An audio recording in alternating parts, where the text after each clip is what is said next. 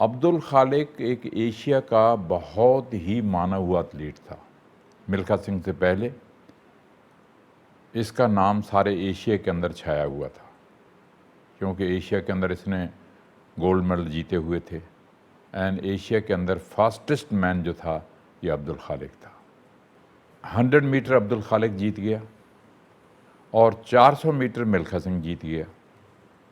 اب 200 میٹر جو جیتنا تھا اسی سے ہی جو ہے وہ بیسٹ ایتھلیٹ وہی مانا جاتا ہے جو کہ جس کے پاس 2-3 گولڈ میڈل ہوں۔ تو 200 میٹر کے اندر میرا اور عبد الخالق کا مقابلہ تھا۔ تو میں 400 میٹر جیتنے کے بعد میرے مسل کافی تھکے ہوئے تھے، تو 200 میٹر کی جب ریس شروع ہوئی تو فنش سے قریباً کوئی 1-1.5 گز پہلے میری رائٹ ٹانگ کا مسل جو تھا وہ پل ہو گیا، بیک مسل،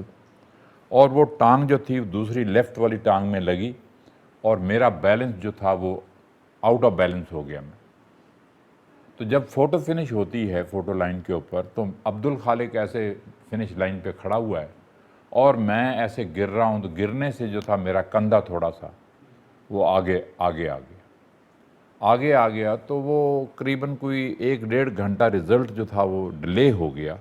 کیونکہ جتنے بھی جج بیٹھے تھے وہاں پہ وہ جج نہیں کر پائے کہ کون آدمی ان میں سے فرسٹ آیا ہے۔ تو وہ جب 1-1.5 گھنٹے کے بعد رزلٹ آیا تو انہوں نے اناؤنس کیا بھی انڈیا کا ملکھا سنگھ فرسٹ آیا، بیکاز میں نے آپ کو بتا دیا کہ میرا مسل پل ہو گیا تھا، تو اس سے میں تھوڑا سا میرا وزن آگے جھک گیا ٹیک پہ، تو اس سے میں فرسٹ آ گیا۔ اور یہ پاکستان والے یہ سمجھتے تھے کہ ملکھا سنگھ کا یہاں فلوک لگا ہے، بائی چانس وہ فرسٹ آ گیا وہاں پہ، ادروائز عبد الخالق جو ہے اس سے اچھا ایتھلیٹ مانا جاتا ہے، اچھا ہے وہ۔ اس وجہ سے مجھے انہوں نے پاکستان سے انویٹیشن دیا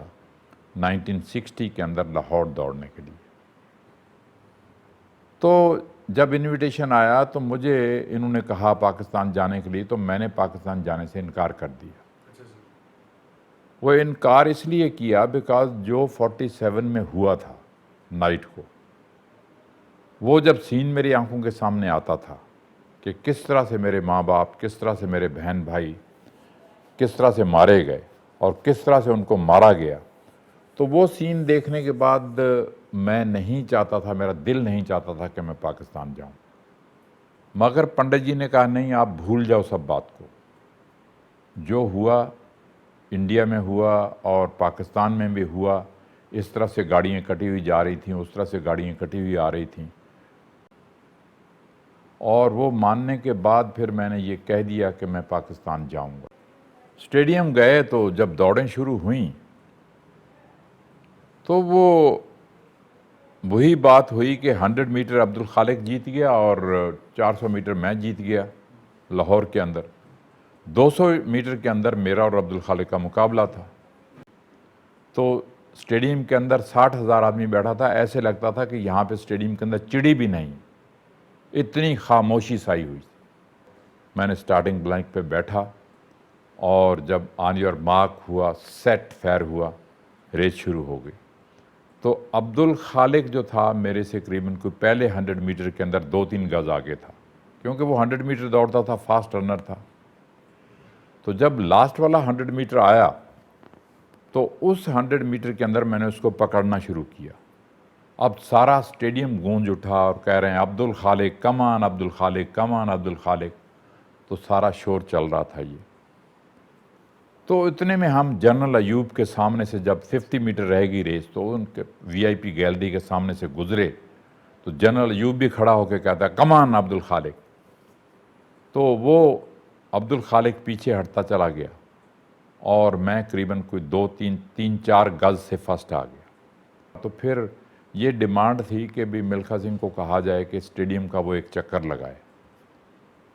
تو وہ جب میں نے اسٹیڈیم کا ایک چکر لایا، 60,000 آدمی بیٹھا تھا جس میں 10,000 عورت برقعے والی بھی بیٹھی تھی۔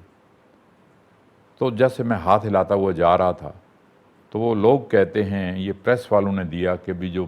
برقعے والی عورت بیٹھی تھی انہوں نے بھی سب نے برقعہ اتار کے دیکھا کہ یہ سنگھ ہے جس نے ہمارے عبد الخالق کو یہاں پہ ہرایا ہے۔ تو یہ ایک بہت بڑی بات تھی، اور جب میں واپس آیا سب کو ایسے ایسے کرتے ہوئے، تو پھر جنرل ایوب جب آئے وکٹری سٹینڈ کے اوپر میڈل ڈالنے کے لیے، تو انہوں نے پکارا انڈیا کا ملکھا سنگھ فرسٹ، میں فرسٹ سٹینڈ پہ کھڑا ہو گیا وکٹری سٹینڈ کے اوپر، پھر انہوں نے بلایا مکھن سنگھ انڈیا کا سیکنڈ، پھر انہوں نے بلایا پاکستان کا عبدالخالق تھرڈ، تو تینوں ہم وکٹری سٹینڈ پہ کھڑے تھے۔ تو وہ گئے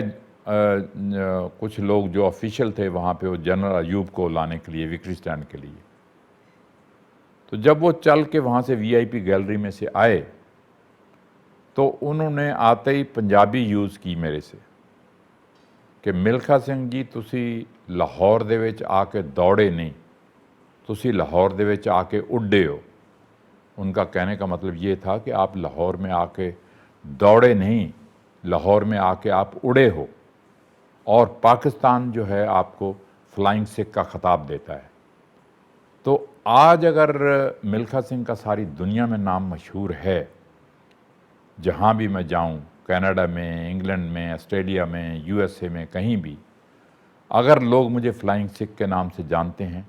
تو اس کا کریڈٹ جو ہے پاکستان کو جاتا ہے، اس کا کریڈٹ جو ہے جنرل ایوب کو جاتا ہے، جنہوں نے مجھے یہ خطاب دیا۔